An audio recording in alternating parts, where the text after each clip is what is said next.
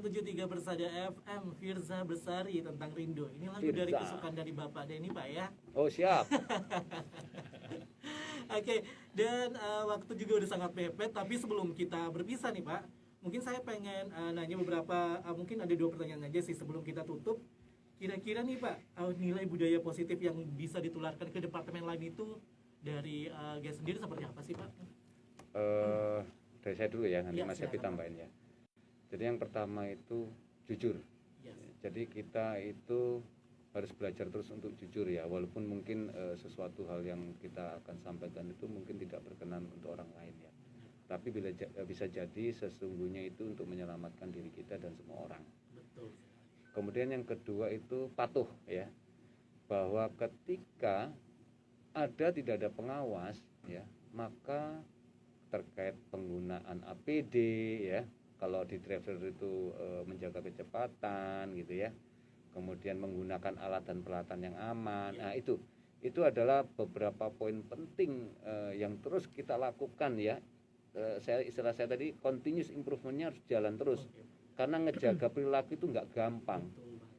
Pagi ini dia baik, siang nanti bisa sebaliknya gitu loh. Bisa kan orang kan juga bisa moody gitu ya, bisa down. Maka kita di pengawas pun harus ngejaga dengan baik itu untuk kita akhirnya sebagai modal untuk bisa terus ngejaga anak buah kita. Gitu. Baik, dari Bapak Happy ada yang ditambahkan?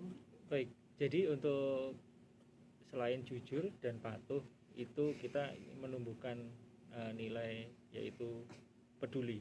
Peduli di sini dalam arti tadi dari kami pengawas PAMA ke vendor atau driver, kemudian peduli berikutnya adalah dari PJO-nya atau vendor ke drivernya, kemudian kepedulian yang ketiga adalah keluarga.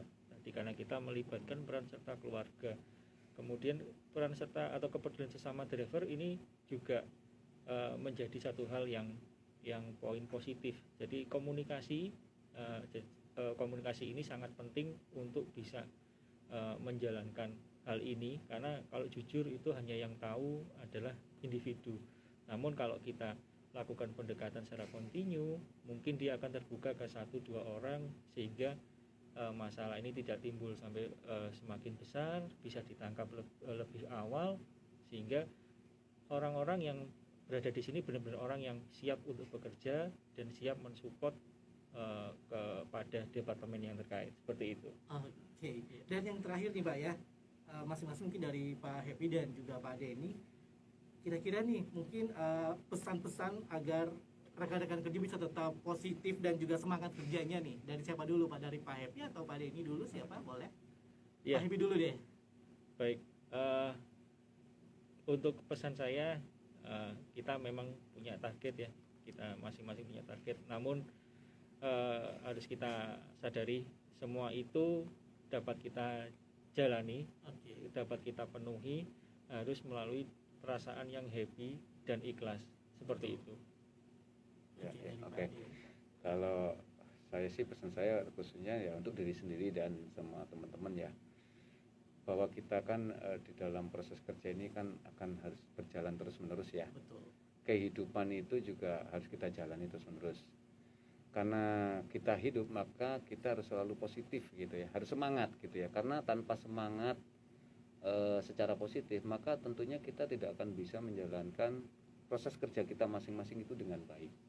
Di mana itu berpengaruh terhadap diri kita sendiri, orang lain, tim kita dan juga perusahaan kita. Oleh karena itu tidak ada pilihan lain agar kita supaya terus memperbaiki diri kita untuk memberikan yang terbaik agar target-target yang diberikan oleh perusahaan dapat kita capai dengan lebih baik.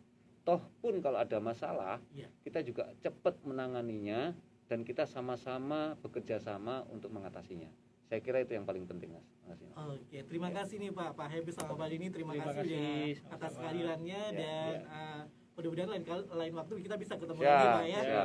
Oke, personal listener, dan itu tadi bincang-bincang kita dengan Pak Happy dan juga Pak Denny di Open Pit kali ini. Oke, kalau gitu mungkin saya langsung pamit undur dari ruang dengar Anda. Utamakan safety sebagai gaya hidup kita dan tetap semangat. Oke, assalamualaikum, selamat pagi.